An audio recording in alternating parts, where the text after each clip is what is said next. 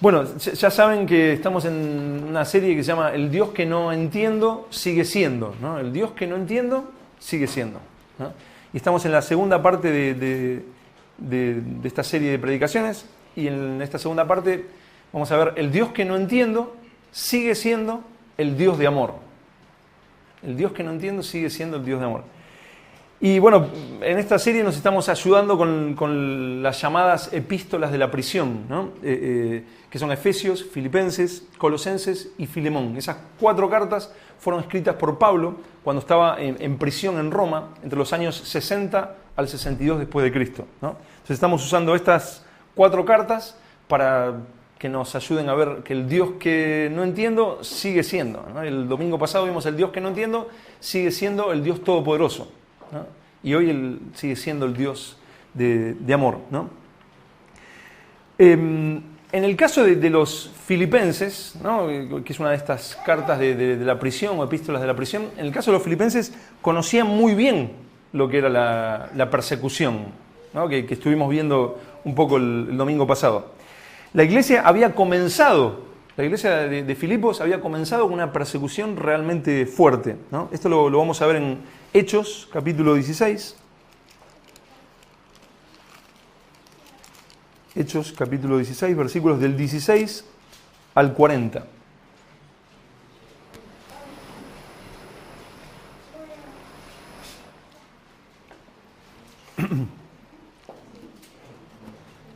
Hechos 16, del 16 al 40. Dice: aconteció que mientras íbamos a la oración, está hablando Lucas, ¿no? Que es el escritor de Hechos, y que también iba Pablo, ¿no? Obviamente. Aconteció que mientras íbamos a la oración, nos salió al encuentro una muchacha que tenía espíritu de adivinación, ¿no? Una chica con un espíritu de adivinación, la cual daba gran ganancia a sus amos, adivinando. Esta, siguiendo a Pablo y a nosotros, daba voces diciendo: estos hombres son siervos del Dios Altísimo, quienes os anuncian el camino de salvación. Y esto lo hacía por muchos días. Mas, desagradando a Pablo, éste se volvió y dijo al espíritu: te mando en el nombre de Jesucristo que salgas de ella. Y salió en aquella misma hora. Pero viendo sus amos que había salido la esperanza de su ganancia, prendieron a Pablo y a Silas, y los trajeron al foro ante las autoridades. Y presentándolos a los magistrados, dijeron: estos hombres, siendo judíos, alborotan nuestra ciudad y enseñan costumbres que no nos es lícito recibir ni hacer, pues somos romanos. Y se agolpó el pueblo contra ellos, y los magistrados, rasgándoles las ropas, ordenaron azotarles con varas. Después de haberles azotado mucho, los echaron en la cárcel, mandando al carcelero que los guardase con seguridad, el cual, recibido este mandato, los metió en el calabozo de más adentro y les aseguró los pies en el cepo. Eso de que les aseguró los pies en el cepo, por ejemplo, John MacArthur, en la Biblia de estudio de John MacArthur, dice esto: dicha medida de seguridad estaba diseñada para producir dolorosos calambres, ¿no? O sea, les aseguraban los pies en el cepo, pero no era solamente una medida de seguridad para que no escapen, sino también para producirles dolorosos calambres, para lo cual las piernas del prisionero se separaban tanto como fuera posible, ¿no? Y el libro Comentario del Contexto Cultural de la Biblia de Craig Skinner dice: se utilizaban los cepos para tortura, así como para la detención. Se les añadían agujeros para que así las piernas fueran forzadas a permanecer en posiciones dolorosas, ¿no? O sea, los azotaron mucho, los llevaron a la prisión, los dejaron ahí encarcelados y los torturaron, ¿no? Haciendo que sus piernas estuvieran en posiciones realmente dolorosas, ¿no? Estábamos en el versículo... ¿En cuál? 25.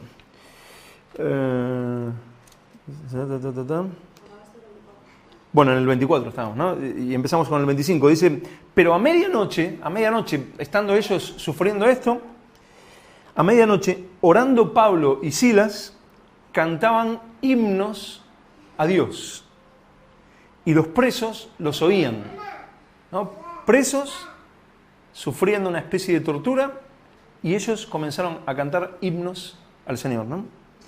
y los demás presos los oían. Entonces sobrevino de repente un gran terremoto, de tal manera que los cimientos de la cárcel se sacudían, y al instante se abrieron todas las puertas y las cadenas de todos se soltaron.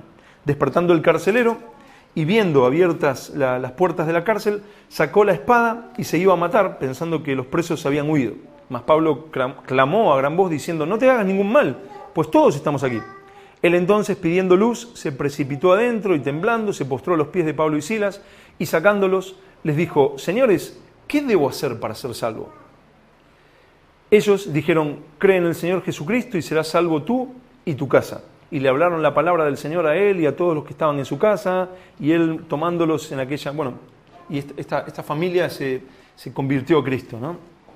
En medio de toda esta dificultad, en medio de todo esto que cualquiera de nosotros veríamos como: Señor, ¿cómo puedes permitir esto en mi vida? Ellos comenzaron a adorar al Señor, ¿no? Y luego le predican el Evangelio al carcelero, ¿no? En este caso no es como hablábamos el domingo pasado, ¿no? Que ¿por qué Dios no hizo nada? En este caso los liberó milagrosamente, ¿no? Ahora, sí es una gran realidad que en medio de una situación así, ellos seguían adorando al Señor, ¿no? Y decíamos que así comenzó, de esta manera comenzó la iglesia de Filipo, ¿no? Este fue el comienzo. Pablo y Silas en Filipos, perseguidos, y si seguimos leyendo en el 40, dice: entonces salieron de la cárcel, entraron en casa de Lidia, y habiendo visto a los hermanos, los consolaron y se fueron. No se fueron por casualidad. Si uno seguiría leyendo, que no lo vamos a hacer, luego lo leen en vuestras casas. Si seguiríamos leyendo, encontraríamos que los gobernantes, ciertas personas con autoridad, le dicen que se vayan de la ciudad.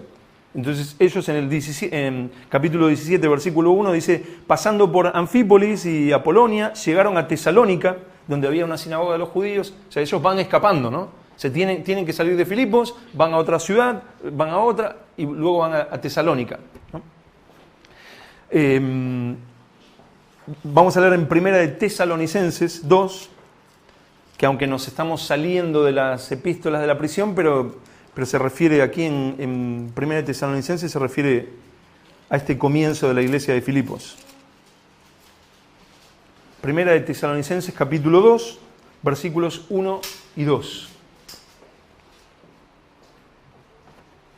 Dice: porque vosotros mismos sabéis, hermanos, le está hablando a los hermanos de Tesalónica, ¿no? A los tesalonicenses. Porque vosotros mismos sabéis, hermanos, que nuestra visita a vosotros no resultó vana, pues habiendo antes padecido y siendo ultrajados en Filipos, como sabéis, tuvimos de nuevo en nuestro Dios para anunciaros el Evangelio de Dios en medio de gran oposición, ¿no? Así comienza la iglesia de Filipos, de esta manera tan suave, ¿no?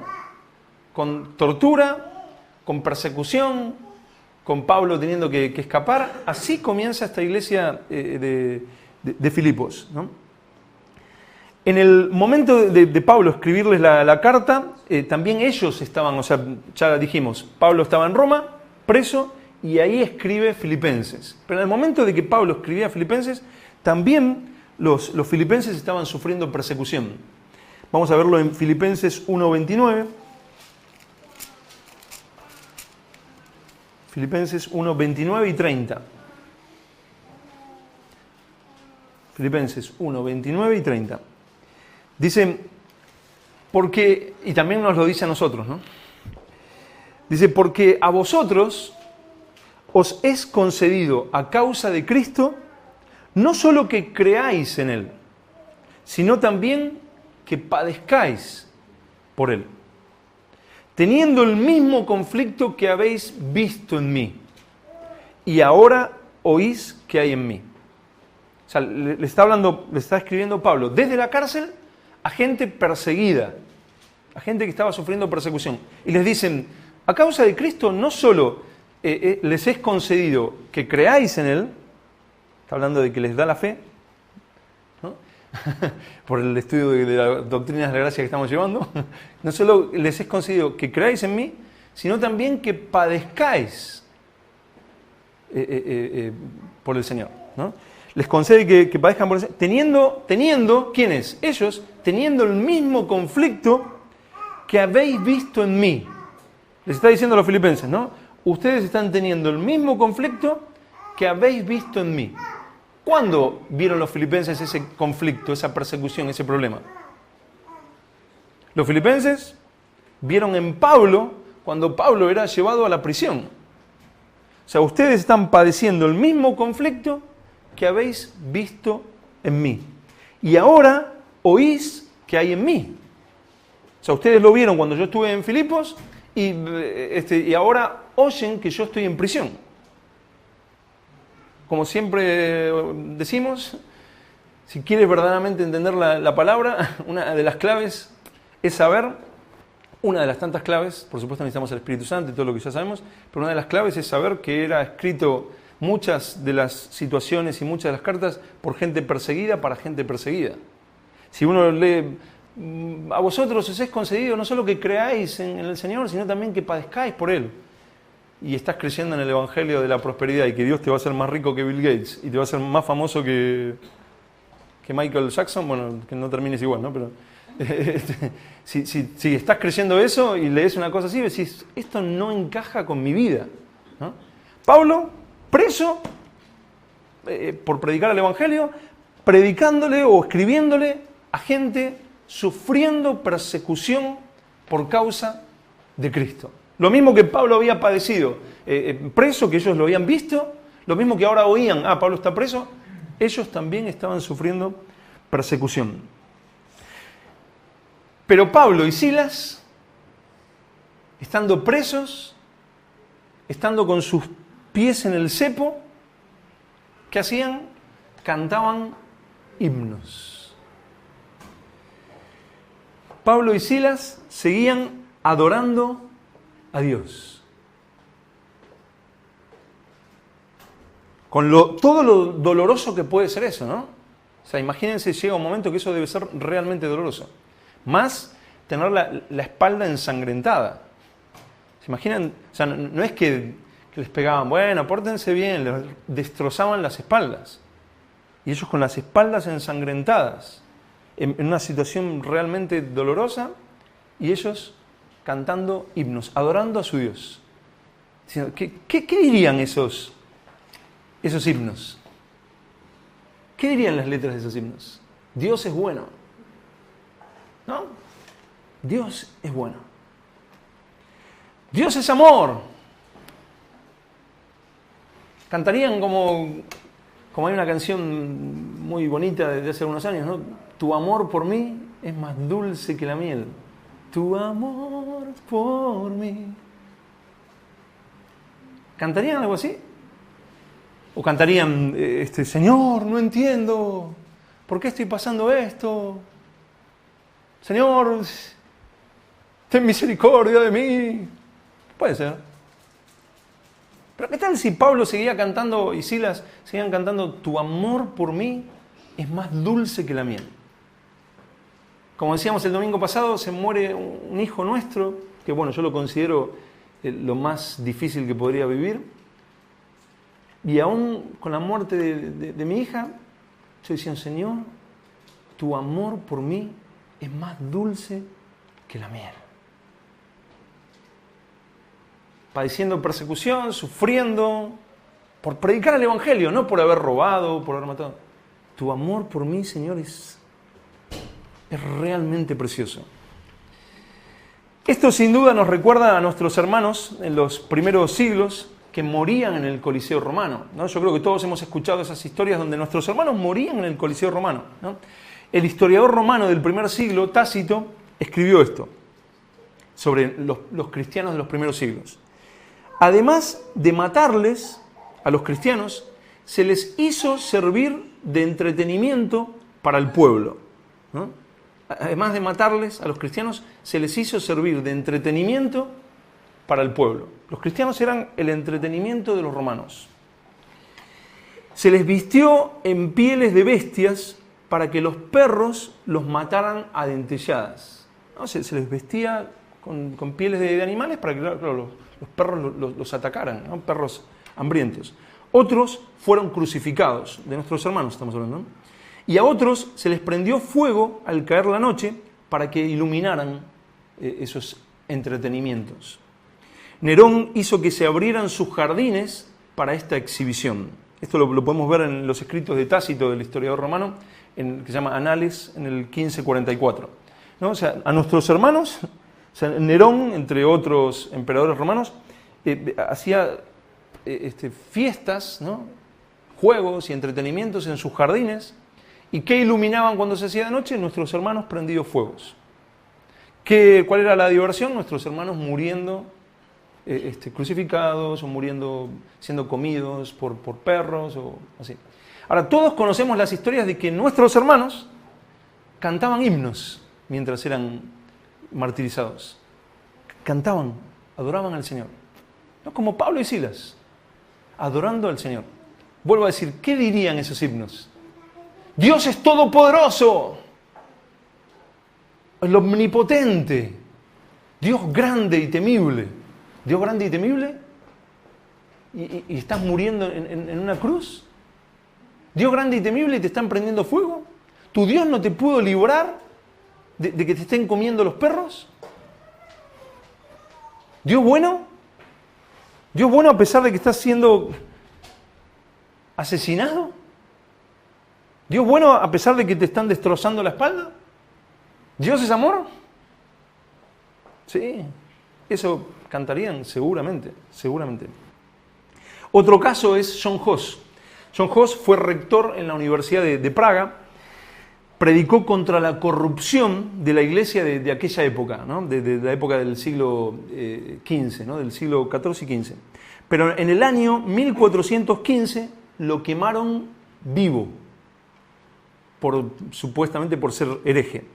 Poco antes de encender el fuego, se le acercó un obispo a John Huss, antes de prenderlo fuego, y le dijo: si renuncias públicamente a tus creencias y reniegas de todo lo que has enseñado al pueblo, te salvarás de la hoguera. John Huss respondió: díganme cuál es el error al que debo renunciar. No soy culpable de ningún mal. Le enseñé a los hombres el camino del arrepentimiento y el perdón de pecados, de acuerdo a la verdad del Evangelio de Cristo Jesús. Por ese Evangelio estoy yo aquí, y estoy aquí con valor y alegría, listo para sufrir esta muerte. Lo que enseñé con mi boca, ahora lo sellaré con mi sangre. Finalmente, en medio del fuego, aún podía oírse como John Huss entonaba el himno: Jesucristo, Hijo de Dios, ten misericordia de mí, mientras lo prendía en fuego. También la historia cuenta que algunos hermanos nuestros en la época de la Reforma del siglo XVI, algunos hermanos que murieron en el siglo XVI, en medio de la Reforma, cuando los mataban, cantaban himnos, cantaban al Señor. Entonces, los enemigos de Cristo, los que mataban a nuestros hermanos, decidieron empezar a arrancarles las lenguas a todo aquel que mataran, porque no podían aguantar que mientras los estaban quemando o torturando, seguían adorando al Señor. Entonces les arrancaban las lenguas para que no lo pudieran hacer. Y esa gente moría adorando a Dios, diciendo: Dios es bueno, Dios es misericordioso, Dios es amor. Señor, no podría cambiar tu amor por nada de este mundo. Y esto sucedía de verdad, ¿no? Estas cosas de persecución y de sufrimiento no solo sucedieron hace 500 años, 1000 años, 1500, 2000 años. Esto sucede hoy en día. Hoy también tenemos hermanos nuestros sufriendo persecución, absolutamente contrario a lo que muchos enseñan, de que el Señor es, que la bondad del Señor significa que Dios te va a dar de todo. Hoy en día tenemos, según el director de Ayuda a la Iglesia Necesitada, que es un ministerio que ayuda a las iglesias perseguidas y necesitadas, él se llama Javier Menéndez Ross. Él dice que más de 350 millones de cristianos sufren opresión religiosa. según revela el primer informe sobre libertad religiosa en el mundo realizado en español. Menéndez Ross destaca que alrededor de 200 de esos millones sufren opresión de una forma brutal y 150 millones de ellos la sufren de algún modo. Persecución, que no sé, los han echado de su trabajo, pero 200 millones de personas sufren hoy en día persecución brutal contra ellos, por ser cristianos, por ser nuestros hermanos. ¿Dios se olvidó de ellos? ¿Solo sucedía en los primeros años? Algunos dicen, bueno, había persecución porque eso eran los primeros años. ¿Sí? Bueno, explíquenle a los 200 millones que están padeciendo por Cristo. ¿Dios es amor? ¿Qué creen? Por supuesto, ¿no? Ahora, ¿qué clase de amor extraño es este que permite prisión, azotes, tortura y martirio a sus hijos? ¿Qué clase de amor? Sin duda que la palabra, por ejemplo, en primera de Juan 4:16, dice que Dios es amor. O sea, lo dicen las Escrituras, lo hemos experimentado, lo creemos. Dios es amor. No que tiene mucho amor, ¿no? Podemos decir, no, es que Dios tiene un amor. No, Dios no tiene amor, sino que es la misma esencia del amor. Uno de sus atributos perfectos es su amor. Dios es amor, no tiene amor. Dios es amor. ¿Pero qué significa esto de que Dios es amor? ¿No? ¿Que el Señor responde a todas nuestras oraciones? Si tú pides cualquier cosa, Señor, a ver, ¿qué te puedo pedir? A ver, te pido otra cosa. Sí, Dios me lo va a responder porque Dios es amor.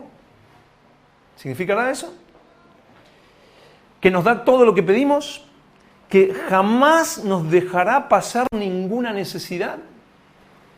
Si tú eres cristiano, ¿cómo puede ser que estés pasando tal necesidad? ¿Será así? Que el resto de la humanidad querrá ser cristiana porque verán cómo Dios nos colma de bendiciones hasta el cansancio, entonces la gente va a querer ser cristiana. ¿Qué nos dicen hoy en día? No, Dios te quiere prosperar, Dios te quiere enriquecer, no solamente porque te ama, sino porque ama a los demás, para que los demás vean, los demás digan, yo quiero ser como Él. Los 10 empresarios más ricos del mundo son cristianos. No sé, la persona más famosa. No, tú debes estudiar música y debes mejorar porque debemos estar en los premios Grammy, en los premios esto, para que la gente vea. Entonces tú ganas el premio más importante de la música o el premio más importante de las artes visuales o lo que sea. Claro, es que es cristiano, es obvio. ¿Será así? Entonces, claro, ahora tenemos miles y miles y miles de jóvenes preparándose para las artes porque quieren ser los más famosos para mostrar que su Dios es verdadero. Mientras nuestros jóvenes, de esos 200 millones, hay muchos jóvenes hoy en día sufriendo persecución y diciendo Dios es amor. Sufriendo martirio, sufriendo tortura, diciendo Dios es amor. Dios es amor. Sin lugar a duda. ¿Cómo medimos el hecho de que Dios es amor? ¿Cómo lo medimos? Y que Él nos ama con amor eterno. Por lo que nos da, Dios nos da, Dios es amor. Dios no nos da, ¿será Dios verdadero?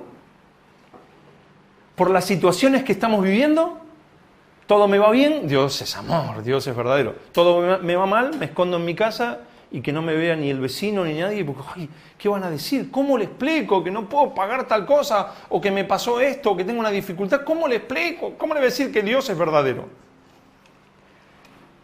Si fuera así, si lo vamos a medir de esta manera, pobre Pablo, ¿no?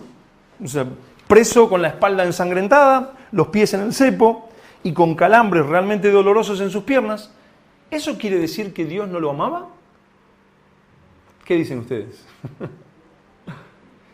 ¿Cómo el Dios de amor puede observar la escena de un hijo suyo que es torturado, su lengua arrancada sin piedad y prendido fuego vivo Y este Dios de amor permanece inmóvil sin hacer absolutamente nada.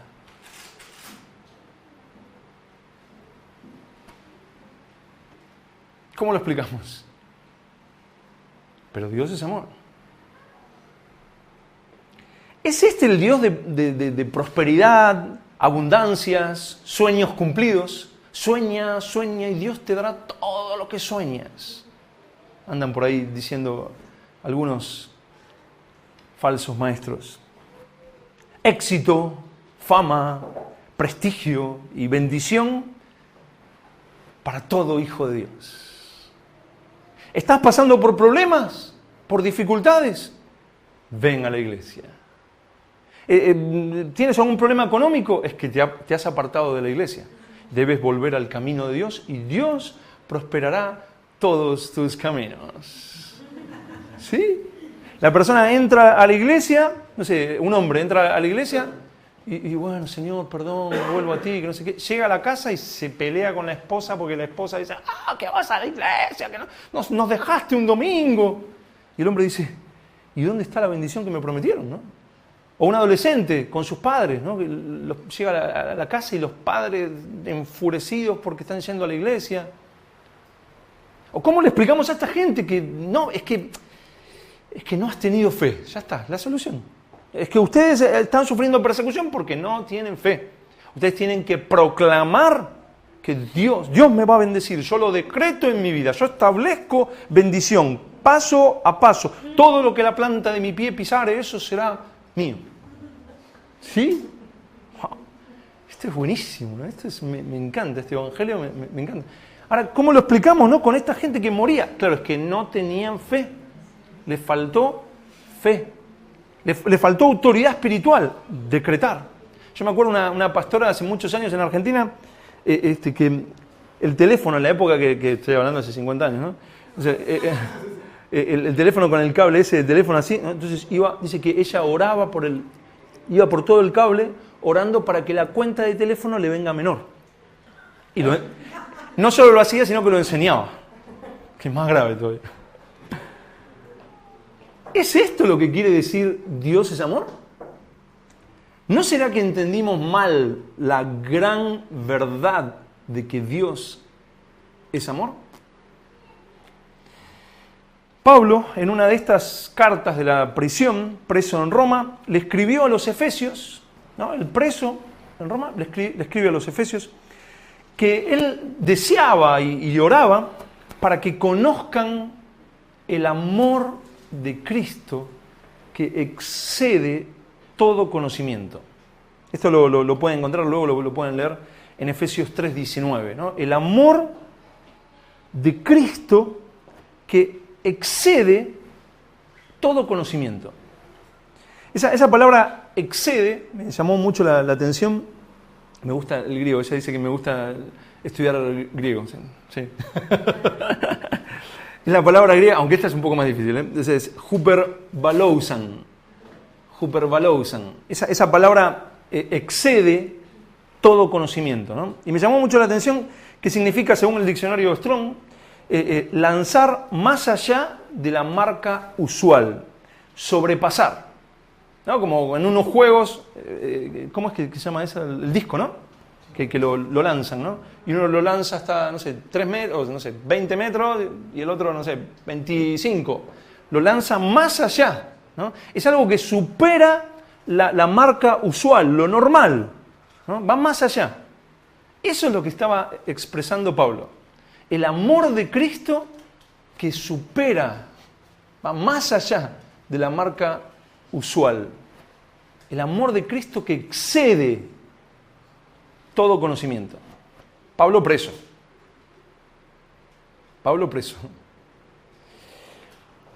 Esto no solo se refiere a que su amor es mucho más abundantemente o más abundante que cualquier otro amor que podamos conocer, ¿no? No solo se refiere a eso, que podemos decir, bueno, se refiere a que excede todo conocimiento porque es mucho más amplio, mucho más grande, mucho más hermoso, mucho más esto y mucho más lo otro. No solo eso, sino que también se está refiriendo a que va mucho más allá de la comprensión humana.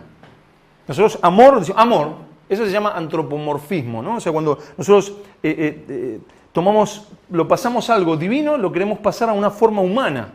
Ah, si Dios es amor, significa, no sé, yo tengo una relación con mi esposa, entonces, claro, digo, amor, ¿qué amor conozco? El amor entre una pareja.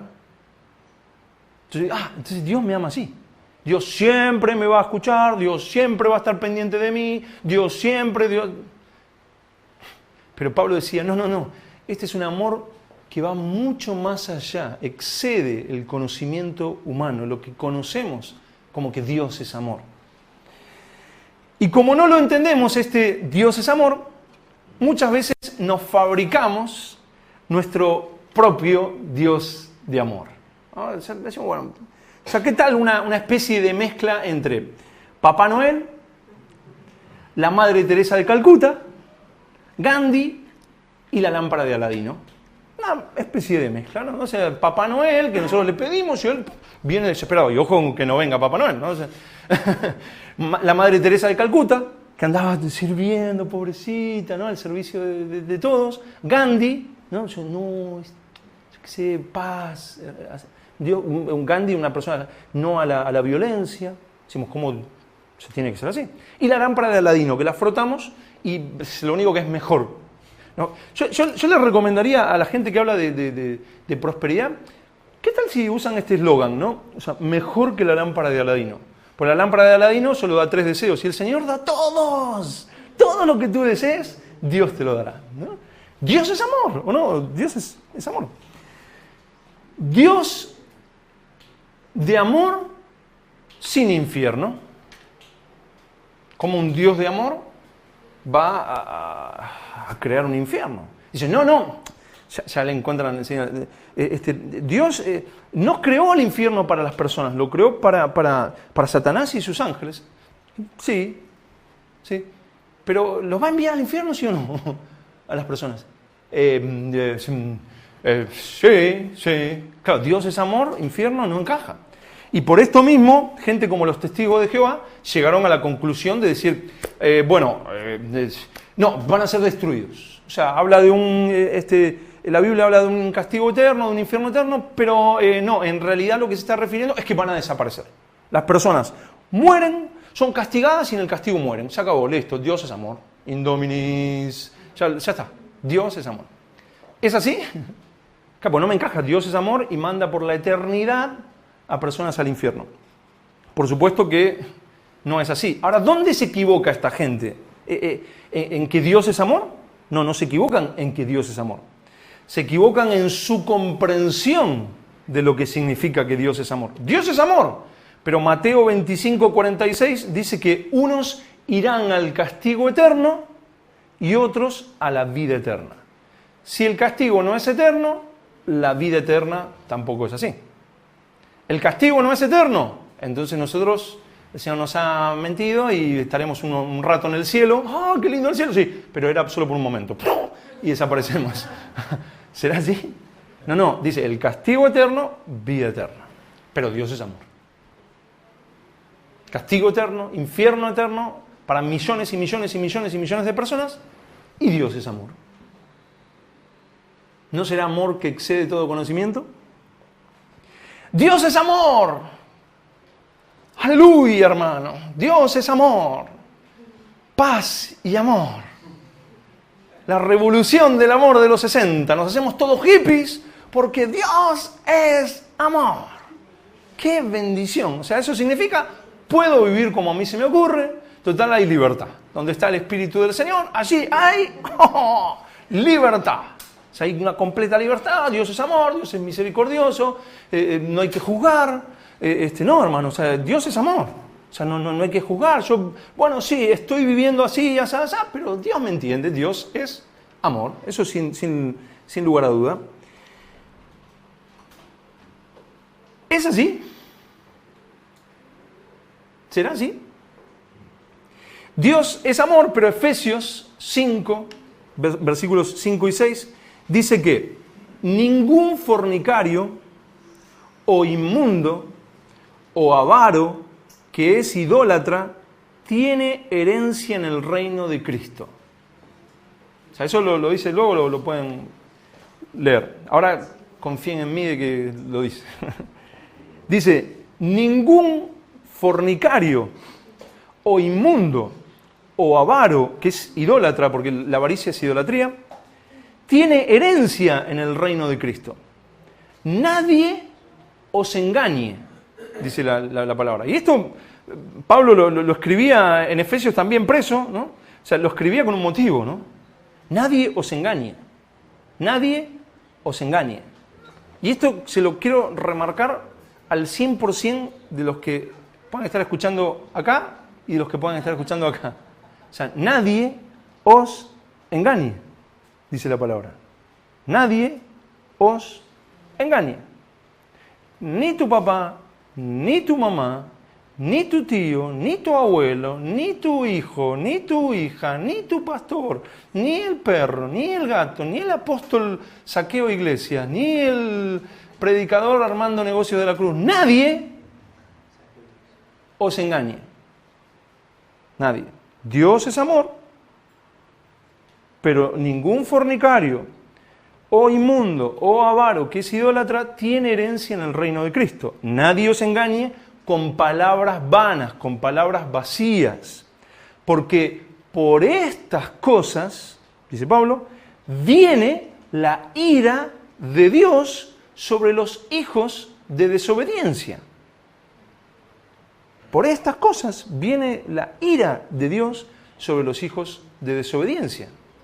Entonces uno dice, sí, Dios es amor. Sí, Dios es amor. Pero ese mismo Dios va a derramar su ira sobre los hijos de desobediencia.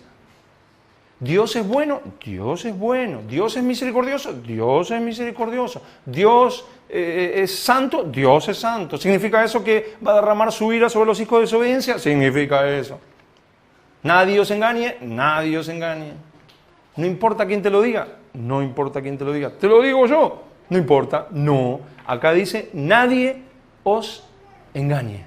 ¿Por qué lo dice nadie os engañe? Porque había gente queriendo engañar. Y diciendo, Dios es misericordioso, Dios es amor. Eso significa que entramos en la revolución hippie del Señor. Y que ahora, amor libre, hermanos. Amor libre para todos. Dios se hizo cristiano. Y ahora hay amor para todos.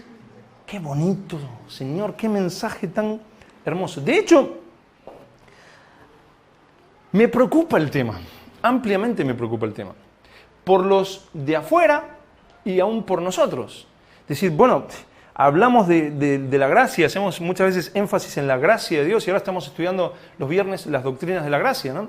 Pero eso significa que Dios deja de ser santo. No. O sea, no llevemos al Dios de amor a un Dios tan aguado, tan... Muchas veces me escriben, y de hecho hoy a la mañana contesté, ahí medio con el sueño, ¿no? Contesté un mail donde me decía, hermano, all you need is love. Paz, hermano, paz. Enfoquémonos más en el amor de Dios. Usted se enfoca mucho en lo que está pasando en la iglesia. Entonces yo le dije, sí, es verdad, hermano. Arranquemos segunda de Pedro, arranquemos Judas, arranquemos Gálatas, arranquemos segunda de Corintios y arranquemos todos los escritos de los profetas. All you need is love. Todo lo que tú necesitas es amor. ¿Es así? No, el equilibrio. O sea, ¿qué decimos siempre? Un inmaduro lo que hace siempre se va a los extremos. Dios es amor, se deja el pelo largo, la vincha y ama a todos. Dios es santo, legalismo puro. O sea, el legalismo. O sea, Dios quiere que ores. No, la palabra no. A ver, ¿por qué tanto estudiar la palabra? No, oración. Rama, lama, tamarima, lama. O sea, pum. No, Dios quiere que estudiemos la palabra. No, nada de oración, nada de adoración, nada. No, palabra. Eso es un inmaduro. Cuando uno empieza a crecer más, se da cuenta que Dios es bueno, Dios es justo, Dios quiere que estudie la palabra, Dios quiere que ores, Dios quiere que adores. Es un equilibrio. Dios es completo. Sus atributos son perfectos. ¿Queda claro eso? ¿Sí? Otros, al leer en la Biblia que Dios nos amó tanto que dio a su propio Hijo por nosotros, enseñan lo siguiente. ¿Cómo lo trasladan esto de que Dios nos amó tanto que envió a su propio Hijo? Dicen, eres tan importante, tienes tanto valor, tu potencial es tan grande que Dios... Hay un lobo, digo, un pastor ahí en Guatemala que dice esto, ¿no? Dios preferiría morir por ti, de hecho dice, prefirió morir por ti que vivir sin ti. Por esto murió Cristo. Dios prefería morir por ti que vivir sin ti. Por esto murió Cristo. Y eso lo podemos catalogar como una blasfemia, o sea, así, sin mucho temor y sin mucho estudio, nos damos cuenta que eso es una locura, ¿no? Ahora, ¿por qué suceden estas cosas? ¿Por qué alguien lo traslada y explica así el amor de Dios? No solo por nuestro inmenso orgullo que nos caracteriza como seres humanos, sino porque como seres humanos entendemos el amor como una película de Julieta y Romeo, ¿no? O sea, Romeo y Julieta más bien, ¿no? Dios es amor, Romeo y Julieta. Nosotros estamos así, ¿no? En el balcón de la humanidad, ¿no? Pecando y haciendo cualquier cosa, y Dios desde abajo, ¡oh, Julieta! Ven a mí. Bueno, estoy aquí haciendo mis cosas, Señor, tampoco... Sí, Julieta, no podría vivir sin ti. Entrega su vida, Romeo, por nosotros, que valemos tanto, que tenemos tanto valor intrínseco como seres humanos. Hay un libro que ya se los dije varias veces, que lo lean, que es muy bueno, que se llama La difícil doctrina del amor de Dios, de Donald Carson, que de hecho es muy económico, y se los podemos dejar por unos 30, 40 euros, ¿no? No, vale 9 euros y pico. Que dice algo que se los voy a leer. Dice, Dios no se enamora de nosotros. No es que te vio y dijo, oh, Julieta, nunca vi algo tan precioso. Dios no se enamora de nosotros. Pone su afecto, su amor en nosotros. Pensemos en una pareja hipotética, ¿no? Es solo como ejemplo, ¿no? En Carlos y Susana. Carlos y Susana. Estoy profetizando, hermano.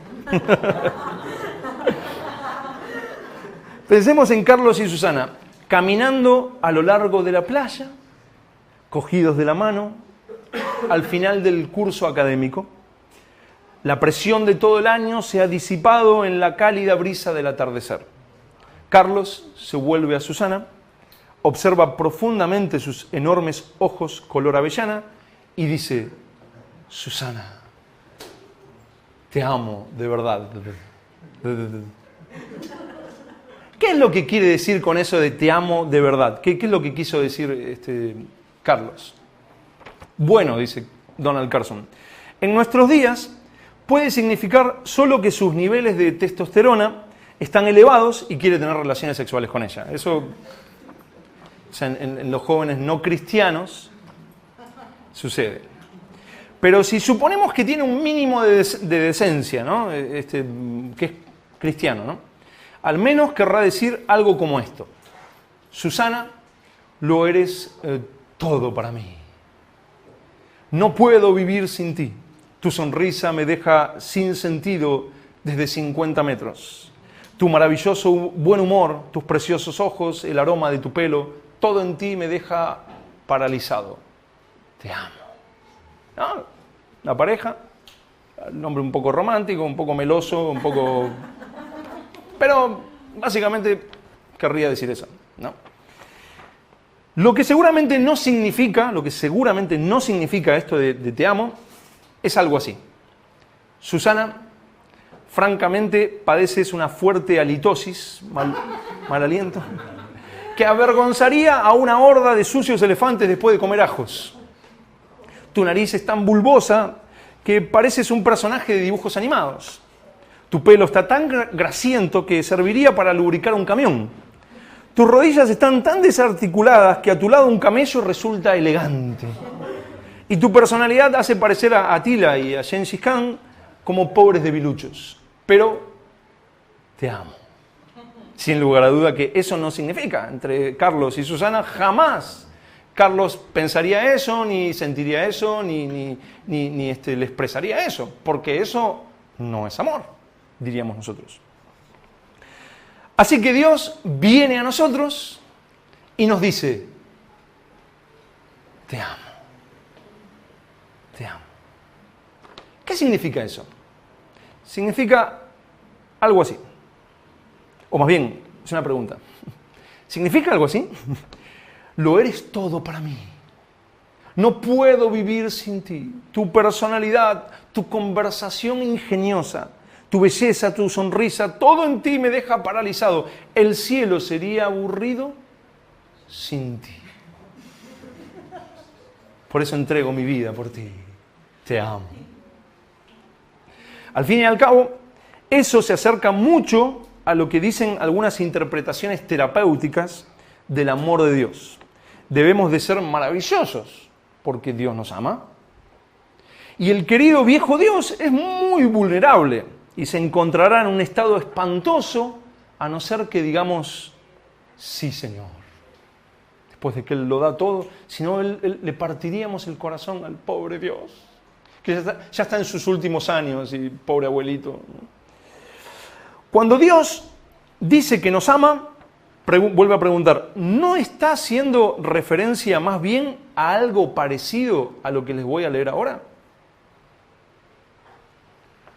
Moralmente, dice el Señor, a los que ama, moralmente hablando, eres del tipo de persona de la halitosis, el mal aliento, la nariz bulbosa, el pelo grasiento, las rodillas desencajadas y la personalidad abominable. Tus pecados te han convertido en algo asqueroso para mí. Pero te amo. No porque seas atractivo, sino porque amar forma parte de mi naturaleza. He puesto mi afecto, mi amor en ti desde la fundación del universo. No porque tú seas más sabio o mejor o más fuerte que otros, sino porque por gracia escogí amarte. Tú eres mío y serás transformado. Nada en toda la creación puede separarte de mi amor por medio de Jesucristo. Esto es lo más parecido a lo que significa que Dios nos ha amado. Lo que pasa es que nosotros lo trasladamos a Carlos y Susana. Dios me ama.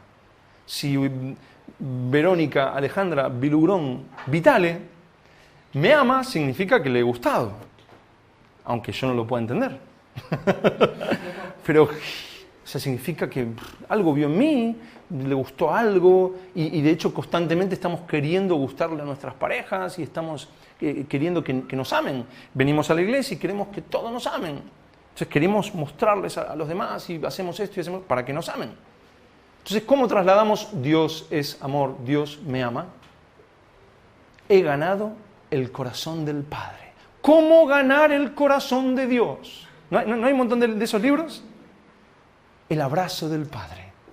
¿Cómo ganar su amor? En los 90 teníamos a un montón de personas enseñándonos cómo ganar el corazón de Dios. ¿Con qué? Con alabanza y adoración. Y Dios decía, ay, ¿cómo cantan? ¿Cómo me cantan? Los amo. ¿Es así? No, Dios vio al vil pecador y lo amó. Si tú quieres amar a tu esposo o a tu esposa con el amor de Dios, es a pesar de. Alguien dijo, una mujer le decía a su esposo, no me digas que me amas por mi linda sonrisa, no me digas que me amas por lo linda que soy, no me digas que me amas por lo inteligente, lo dulce, dime que me amas a pesar de todo y que siempre me amarás porque has decidido amarme. Ese es el amor de Dios. ¿Por qué?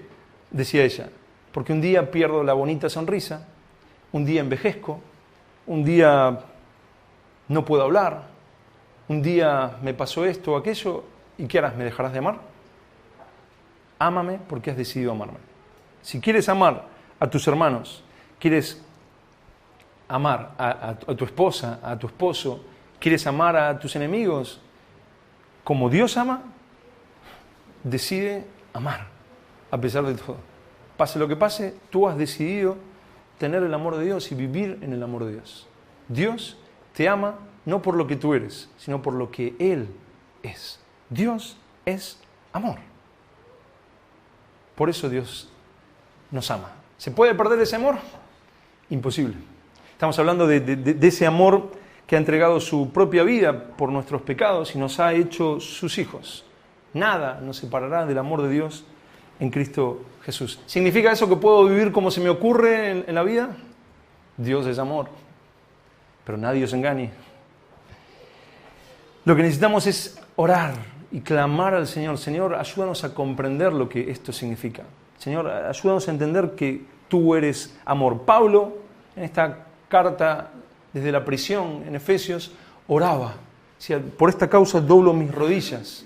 Y entre otras cosas, para que comprendan, para que puedan conocer, decía, y conocer el amor de Cristo que excede a todo conocimiento. ¿Para qué?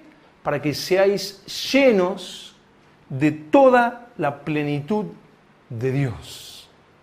Cuando tú conoces verdaderamente el amor de Dios, todo, absolutamente todo cambia. Pero no ese amor pasado del amor humano al amor de Dios, el verdadero amor.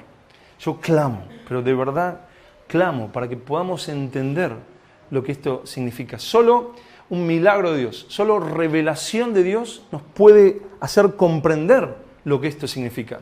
Solo ese milagro de Dios, esa revelación de Dios nos puede dar el temor de Dios, de que Dios es santo, de que Dios es justo y que jamás tendrá por inocente al culpable, de que Dios es fuego consumidor, de que millones y millones y millones de personas pasarán la eternidad en el infierno y que si descuidas tu vida espiritual, si tú te vuelves atrás, Dios seguirá siendo amor cuando pases la eternidad en el infierno.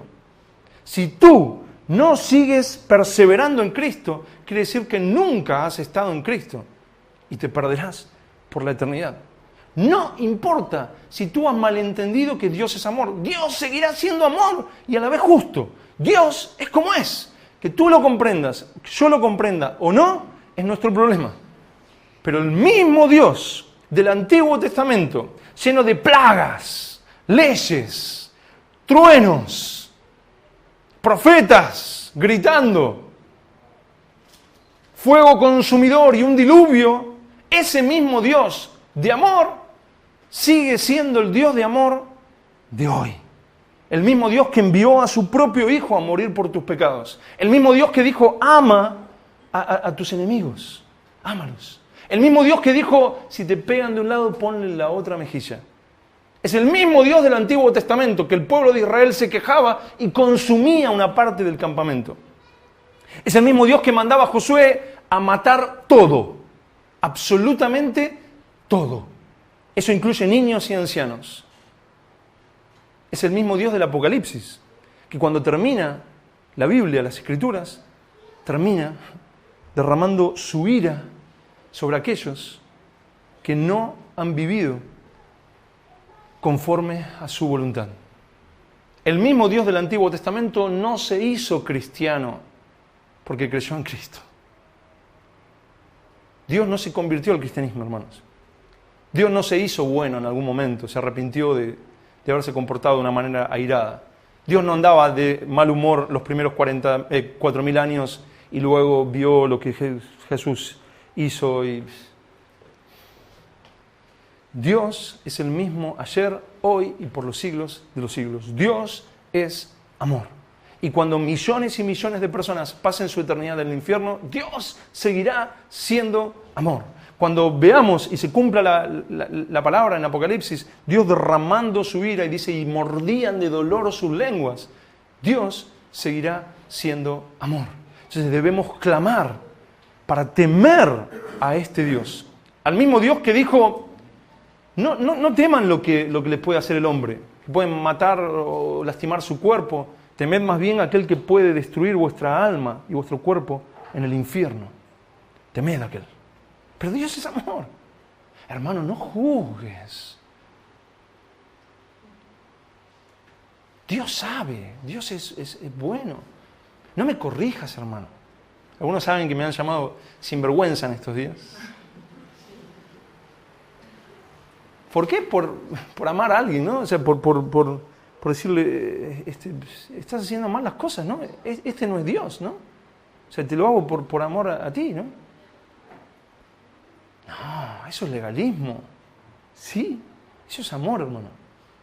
Si hay un incendio y estamos todos aquí y entra alguien y dice, hay un fuego, se está prendiendo fuego el edificio. Ay, ese es un ataque del diablo, que no nos quiere dejar terminar la reunión. ¿Será así? Es amor, eso es amor, advertir. O sea, es mucho más fácil lavarse las manos y decir, Dios es amor, hermano, qué lindo lo que estás haciendo. Bueno, Dios sabe, ya Dios lo hará. Entonces, ¿para qué están los pastores? ¿Para qué están los ministros? ¿Para qué estamos todos nosotros? Para aconsejar, para advertir. Dice que la palabra es para redarguir, reprender, exhorta, reprende con la palabra. Porque amamos. No andar golpeando a la gente con la palabra, no andar lastimando a nadie, no creerte más santo que nadie, no estar juzgando con tu propio juicio. No. Amor, con mansedumbre, con misericordia, por amor a la persona. Aun cuando te pegan, tú sigues amando, pero le sigues advirtiendo, nadie os engañe. Nadie os engañe. Debemos vivir en santidad. Nadie verá al Señor a no ser que viva en santidad. Sed santos, así como vuestro Padre es santo. Sed santos en toda vuestra manera de vivir, dice la palabra. Entonces debemos, Señor, o sea, tú eres amor, pero eso, si el pensar que Dios es bueno y que Dios es santo, por un segundo te ha hecho descuidar tu vida espiritual, te aseguro, por la palabra de Dios, tú no has comprendido lo que significa que Dios es amor. Yo a veces digo, pero ¿qué pasa? ¿Está mal hablar de que Dios es amor porque alguien puede descuidar su vida espiritual? No, es que no ha comprendido lo que significa que Dios es amor. Dios es amor y eso te tiene que llevar postrado a los pies de la cruz del Calvario y llorar y decir, Señor, te amo tanto que no podría hacer nada, no lo puedo explicar. ¿Cómo puedes ser tan bueno? ¿Cómo me puedes haber amado tanto? Y a la vez dices, no voy a mirar chicas por la calle. No voy a mirar esto por internet. No voy a hacer esto. Señor, yo no puedo, pero tú eres el fuerte en mí. Tú eres mi Salvador. Tú eres quien hace la obra. Yo veo cada día el milagro de que Dios me ha salvado. Cada día. Debo cuidar mi vida. Señor, ayúdame. Señor, oro, leo la palabra, busco al Señor, me mantengo aferrado a Él. Porque Dios es santo, santo, santo. No estoy diciendo que no te vas a equivocar. Por supuesto que no estoy diciendo eso, nos equivocamos. Pero qué Salvador que tenemos en Cristo Jesús. Que es el sacrificio suficiente y eficiente para perdonar los pecados de las ovejas de Dios. Vamos postrados a Él, Señor, perdón, dame fuerza, Señor. Y Dios dice, sí, yo soy el que comencé la buena obra y yo la perfeccionaré. Pero hermanos, el descuido es peligrosísimo, peligrosísimo. Dios es amor, pero no es solo amor. Oremos, Señor, quiero comprender con la mente de Cristo, que tenemos la mente de Cristo, dice 1 Corintios 2, para comprender que Dios es amor, este amor que excede todo conocimiento. Eso excede a todo conocimiento humano, pero Pablo oraba para que ellos puedan comprenderlo. Y nosotros debemos clamar, Señor, que yo pueda comprender tu amor. O sea, no es ni ley, legalismo, ni una gracia que en realidad termina siendo libertinaje. Son las dos cosas juntas. Jesús vino a traer gracia y verdad. La verdad nos empuja, nos tira a los pies de la cruz de Cristo y en la cruz de Cristo lloramos por la gracia sublime de nuestro Dios. Que el Señor nos ayude a comprenderlo verdaderamente, no solo hablarlo. Vamos a cerrar nuestros ojos.